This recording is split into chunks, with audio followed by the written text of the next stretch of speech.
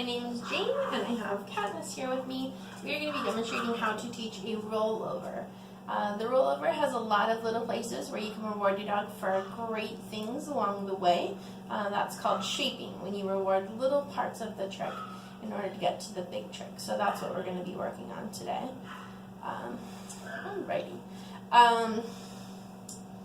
The other thing about the rollover is that you do want to use a mat, or it is helpful to use a mat or a soft surface for your dog to lie on, because on a hard floor they're less likely generally to want to roll. You can also do this on a bed with blankets or comforters, so that is another option. I find that dogs that are really worried about that last stage, the flipping over, if you have a blanket or a comforter or something like that around them, it can really help feel like they're falling less or less far. The first thing I'll reward my dog for is laying down. Good girl. The next stage is to treat the dog on the nose and get them to good girl. Bring their nose to their hip. Good. So you get this flopped down. The third stage, good girl, is to try to get this elbow and the shoulder to go down. So I'll treat kind of, good girl, up a little bit, good, very good, daddy girl. And then this is a good thing to treat if you want to work on a play dead. This is basically what the play dead's going to look like. From here, to keep working on the rollover though, I'll generally switch my hands. Good girl. Yes. And I'm trying to see if I can get a little bit of rocking motion, a little bit of turning. Good girl. And the big thing is just to make sure you move very slowly. If you move too quickly, the dog is very likely to just get up and kind of, good girl.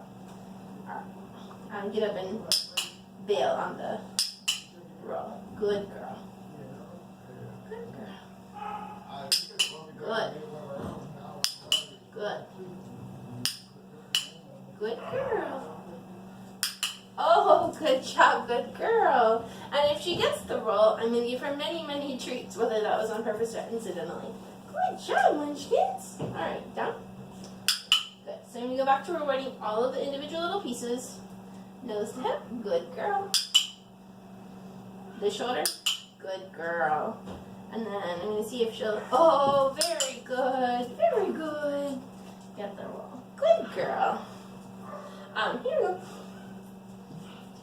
She's making this look easy. Some dogs learn the rollover very quickly. Some dogs it's very, very hard, which is why it's really important to do each of the little pieces. The nose to hip to get them to flop, the shoulder down, the turning a little bit, and then ultimately the final roll.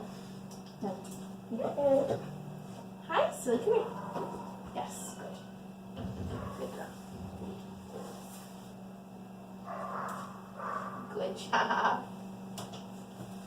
And it might be harder. Some dogs have an easier time rolling to one side or the other. So if she was seeming to roll better this way, you could always try to do it the other way.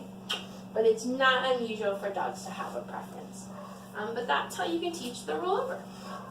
Keep in mind if your dog's having trouble, just reward those tiny little pieces in the middle. Just the shoulder down. Lots of treating for the shoulder down. And always move very, very slowly. If you hit any snags, I find that changing which arms you treat from and which angles you move can make a big, big difference. So when you're pulling your arm across your body, if they don't like this arm being over them, kind of feeling like you're leaning over them, try to just use this one. And it doesn't feel quite as much like you're leaning over them. So those are just some suggestions on what you can do for troubleshooting with the rollover. Like I said, some dogs learn the rollover very, very easily and quickly, and some dogs it takes a little bit longer. So don't give up and don't be frustrated. Just enjoy those tiny little pieces that they're doing great. Thanks.